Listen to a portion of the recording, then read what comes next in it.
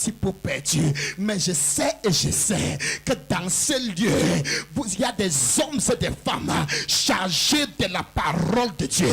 Un homme de Dieu me disait un autre jour, le défaut qu'il y a chez toi à la cité de célébration, c'est que tu les as tellement enseignés au point où un pasteur ne peut même plus monter sur cette chaire. J'annonce à toi, tu es tellement enseigné et tu comprends ce que je suis en train de dire. Tu as le réseau, tes antennes sont bien soulevées. Marche! Are you there? Are you there? Are you there? Are you there? La capacité de faire l'œuvre plus grande que Jésus. C'était ce verset 14, Jean 14, 12 a été sujet ou bien continue à être sujet de débat parmi les théologiens. D'aucuns ont dit, certains ont dit que ce verset veut dire que nous allons faire des œuvres, je veux dire qualitatives, plus que le Seigneur, mais pas quantitatives, parce que le Seigneur a tellement fait. D'autres ont dit non, cette œuvre est plutôt quantitative et non qualitative. Il y a tellement de débats, mais la réalité est celle-ci. L'œuvre plus grande que celle du Seigneur, la seule œuvre que Jésus n'a pas pu faire et qui était même l'objet de sa mission pendant qu'il était dans le corps terrestre, dans le corps physique, était la nouvelle naissance. Maintenant, toi qui as donné ta vie à Jésus, tu peux amener les gens à la nouvelle naissance, ce que Jésus n'a pas fait. Ce que je suis en train de dire. Il a tout fait. Je dis, il a tout fait. Comme le roi David avait tout fait. Et Salomon n'avait que pour mission de bâtir. Jésus a tout fait. Et tu as pour seule mission maintenant de bâtir. Comment bâtir? Dis à quelqu'un, Jésus est Seigneur. Est-ce que je parle à quelqu'un? Est-ce que quelqu'un me saisit? Est-ce que quelqu'un est en train de me saisir? C'est ça l'œuvre de Dieu. Maintenant, il y a une chose très intéressante. Il y a une chose très intéressante. Il dit, celui qui croit en moi verra les œuvres que je fais, verra aussi les œuvres que je fais, et il en fera de plus grandes, parce que je m'en vais au Père, et tout ce que vous demanderez en mon nom, je le ferai. Très important. De façon littérale, on peut mettre de cette façon. Tout ce que vous demanderez comme mon agent, je n'ai pas dit l'agent, agent, H-A-G-E-N-T, comme mon agent, je le ferai.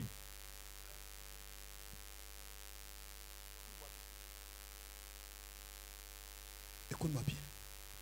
Quand un policier se met en route et agit comme agent de l'État, de sécurité, tu n'as qu'à obéir, sinon pour toi, c'est grave.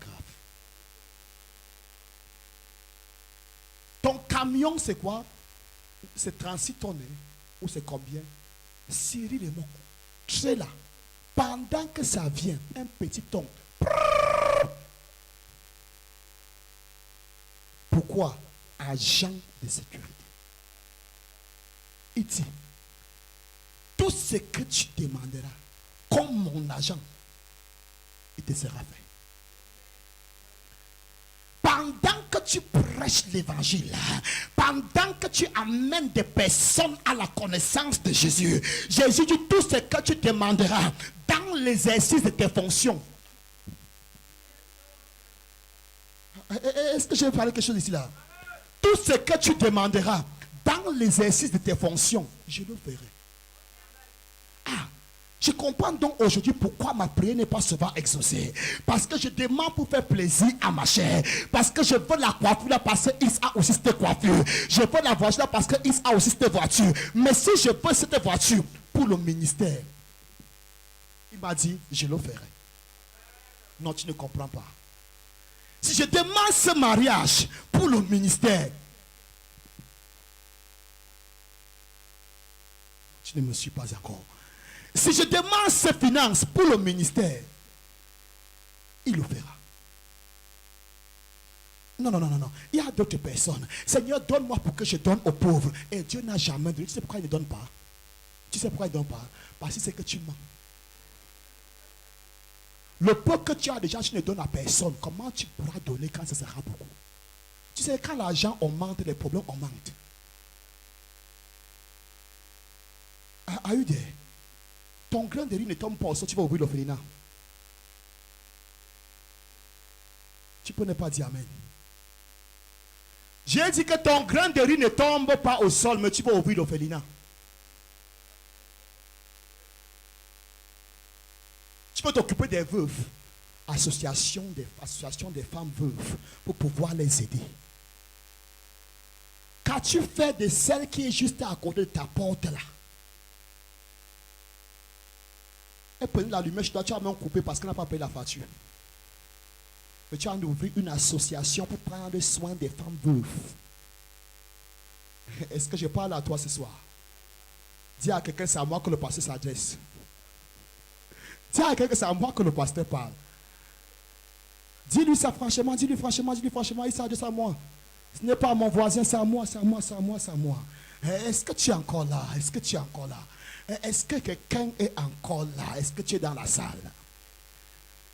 Celui qui croit en moi, en vérité et en vérité, je vous le dis, celui qui croit en moi, il fera aussi les œuvres que je fais. Et il en fera des plus grandes. Parce que je m'en vais au Père. Et tout ce que vous demanderez en mon nom, je le ferai. Exact. Afin que le Père soit glorifié dans le Fils. En d'autres mots, pendant que tu amènes les personnes à la connaissance de Jésus, Dieu se manifeste. Dieu est vu dans les guérisons, dans les miracles, dans les signes et des prodiges. Dieu se manifeste. Tu veux que les malades soient guéris. Et tu ne sors pas pour prêcher. Tu vas aller voir où pour qu'ils soient guéris. Tu vas aller voir où? Si le pasteur me donnait aussi la chair pour que je prêche, vraiment j'ai un don de prophétie puissant. On ne veut pas que j'exerce mon ministère dans ce ministère. Oui, je ne veux pas.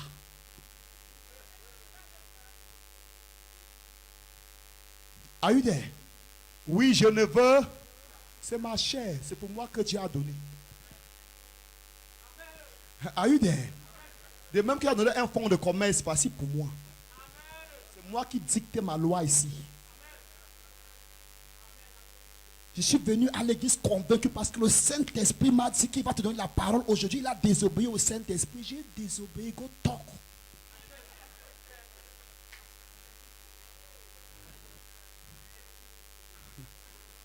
Est-ce que tu es là? Est-ce que tu es là? Qu'est-ce que je veux dire? Quand nous regardons toutes ces lampes, pour qu'une lampe soit vraiment efficace, elle doit être dans les ténèbres.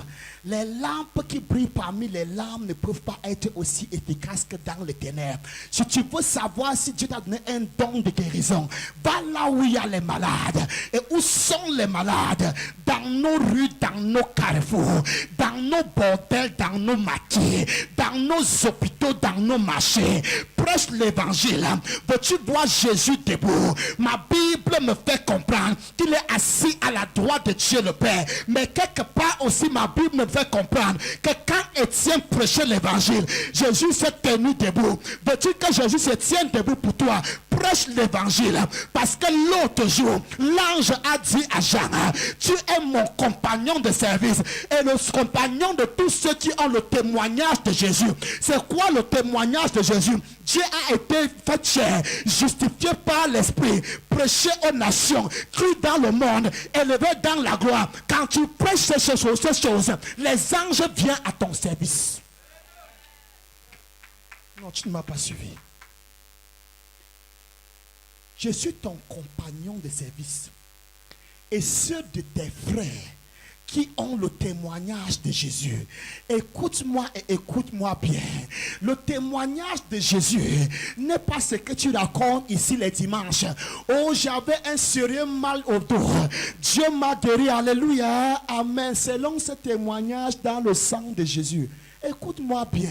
Aucun témoignage ne fait peur au diable. Ressuscite tous les morts à la morgue. Ça laisse le diable à 37. Le témoignage qui fait trembler l'enfer, c'est quand tu te tiens au marché à repentez-vous, car Jésus est mort pour vos péchés. Voilà le témoignage qui fait trembler l'enfer. Est-ce que je parle à quelqu'un ce soir? Voilà le témoignage qui fait trembler l'enfer. Dis que Jésus est mort pour vos péchés. 3 jours après, il est sorti de la tombe.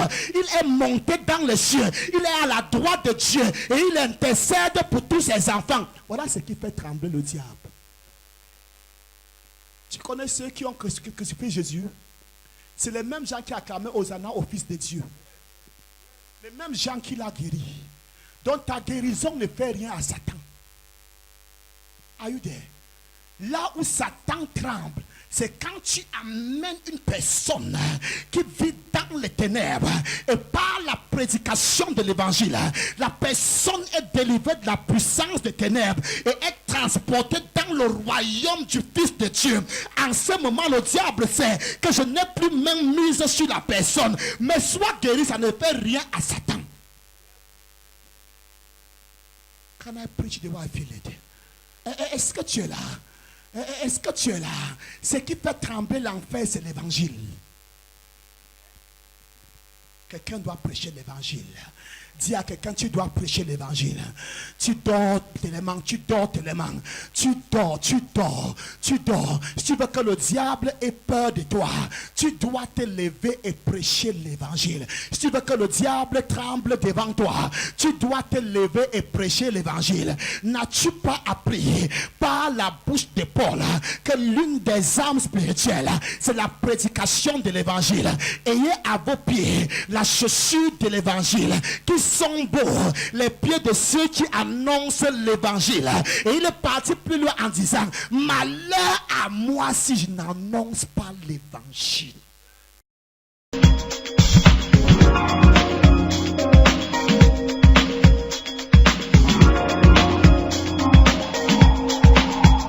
Salut, bonsoir à tous, vous êtes bel et bien sur la LWC, la chaîne qui vous bénit, la chaîne qui vous élève, la chaîne qui vous connecte et la chaîne qui vous édifie. Dieu a encore fait dans la vie de quelqu'un qui nous est trop cher, qui nous est spécial, quelqu'un de particulier, quelqu'un qui nous vient de très loin, de la Centrafrique. Elle s'appelle Claudia Cheryl. Elle a expérimenté quelque chose de très grand. L'histoire nous fait comprendre qu'elle était stérile. Elle ne pouvait pas enfanter après avoir fait 3 ans de mariage. Elle était toujours intacte dans son état très critique. Après avoir parcouru les médecins, après avoir vu des grands gynécologues, elle n'a toujours pas eu de solution jusqu'à ce que Dieu dispose sur son chemin le révérend pasteur Charlie Kemetia pour impacter quelque chose dans sa vie. Maintenant, nous allons avoir le témoignage venant directement de notre soeur, mais bien avant, l'histoire nous fait comprendre encore que après qu'elle est conçue, après la prophétie de l'homme de Dieu, le révérend pasteur Charlie Kemetia, elle s'est rendue en France et de la France, le médecin lui a fait comprendre qu'elle devait accoucher en octobre. Mais se basant sur la prophétie que lui avait donnée le pasteur Charlie, elle a dit non, le pasteur m'a dit que je vais accoucher en septembre, donc je vais accoucher en septembre. Elle est là, elle va nous faire part de son témoignage. Bonsoir Claudia. Bonsoir. Bienvenue sur ce plateau. Merci beaucoup. En fait, je m'appelle Chérie Claudia et je viens de la Centrafrique. Et Dieu a fait vraiment un grand miracle pour ma vie, étant stérile comme vous avez dit. Pour 3 ans de mariage, j'avais pas eu ce que je voulais, j'avais pas eu d'enfant. Et que arrivé à Bafoussam pour une mission, Dieu m'a visité à la cité de la célébration et que vraiment on avait l'homme de Dieu, Papa Charlie, avait eu un message pour moi. Un message prophétique. Oui, un message prophétique qui s'était effectivement réalisé dans ma vie et que je viens témoigner aujourd'hui. Et le message de l'histoire nous fait comprendre que vous étiez stérile, vous avez parcouru les médecins, vous avez bu tellement de médicaments que vous n'en pouviez plus. Mais un jour, le Seigneur a permis que le révérend pasteur Charlie Kemetia, par le canevas de son épouse, vous conduit à la cité de célébration un jour de l'allégresse matinale. Expliquez-nous comment est-ce que ça s'est passé. Oui, effectivement, étant collaboratrice de Maman Claire Kemetia, et je me suis approchée d'elle. Et c'est comme ça qu'on a fait connaissance et je lui ai fait part de votre problème. Et que Maman Claire m'avait conseillé de venir prier ensemble avec eux à la cité de célébration. Cité de la célébration pendant l'allégresse matinale, un programme matinale qui se tient une fois par mois, tous les derniers samedis du mois. Oui, c'était ça. C'était ce samedi que j'ai vraiment j'ai été visitée par Dieu et que j'ai reçu la délivrance et puis ma guérison. Oui. À travers la prophétie. À travers la prophétie venant de la bouche du révérend pasteur Charlie Kemetia. Oui, de Papa Charlie Kemetia. Dites-nous en quoi consistait cette prophétie.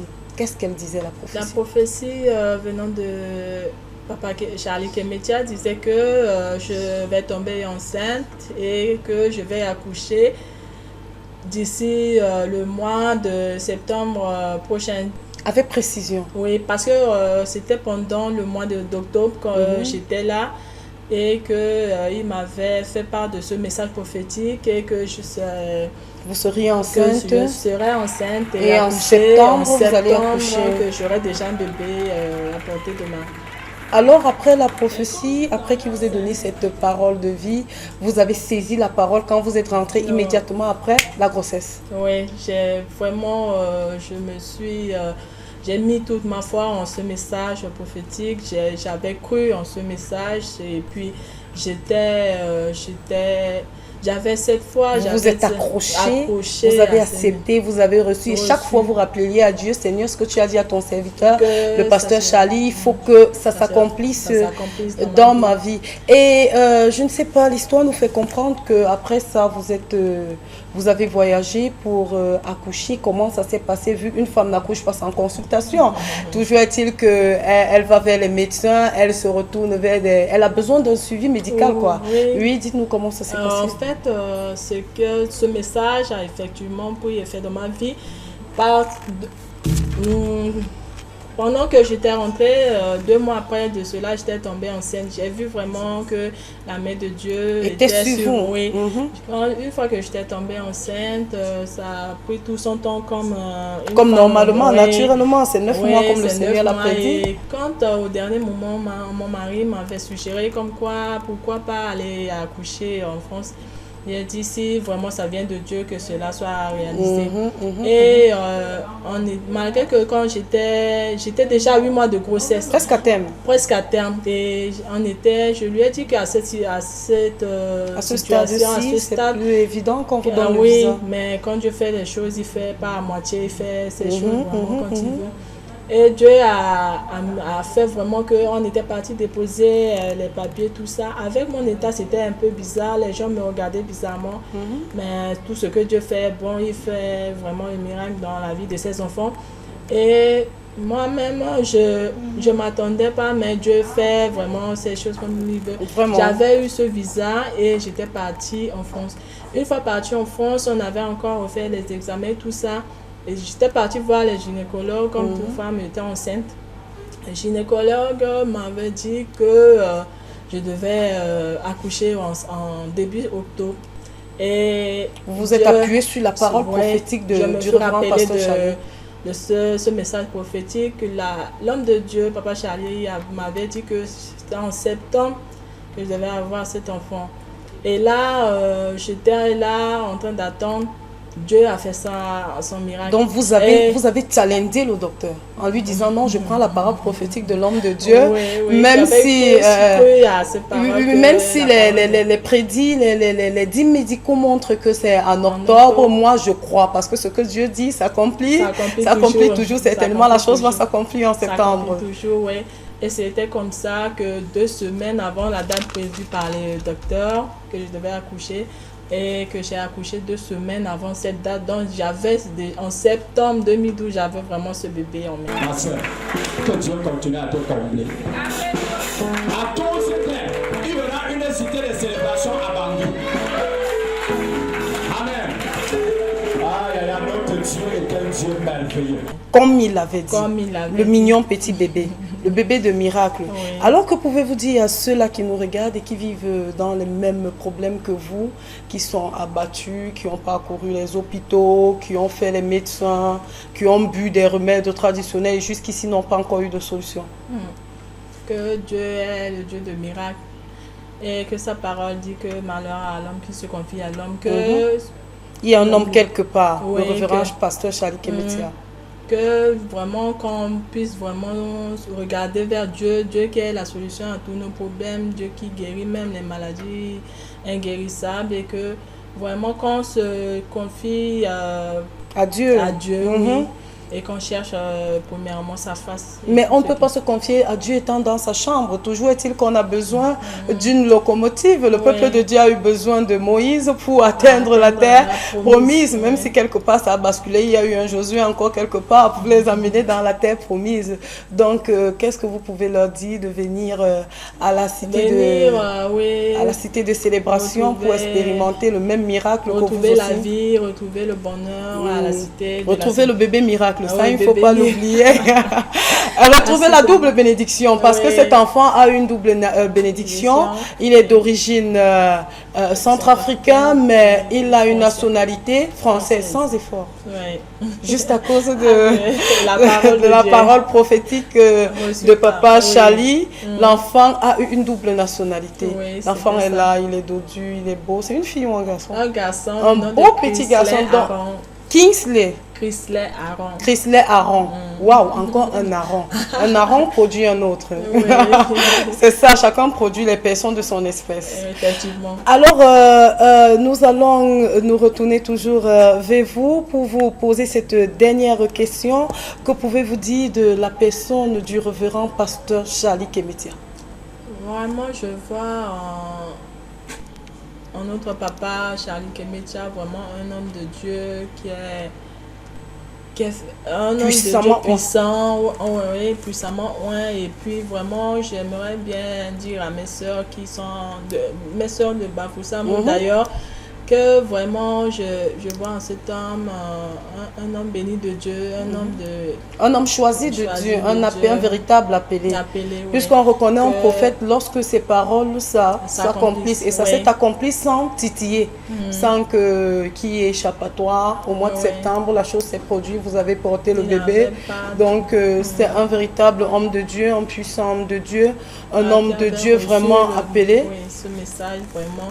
Il n'avait même pas m'a demandé d'amener soit de l'eau, des gâteaux pour prier dessus, mais il avait vraiment Même ce pas de message. l'argent.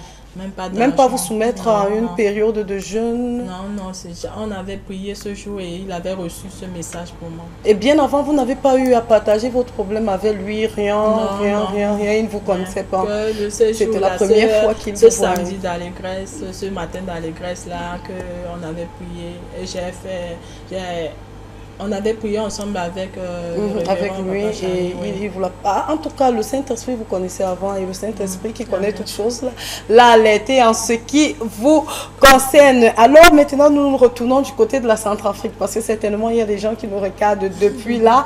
Que pouvez-vous dire à vos sœurs centrafricains, à votre époux même, à ceux-là qui sont en Centrafrique et qui souffrent aussi du même problème que vous? Que Dieu est vivant, que en lui, que nous devons mettre toute notre espérance et il agira et il agit dans la vie de ses enfants. Sans oublier qu'il y a Parle. aussi un homme au Cameroun. Vous savez, plusieurs personnes voyagent maintenant vers l'autre côté, un peu de partout, pour chercher la délivrance et tout et tout.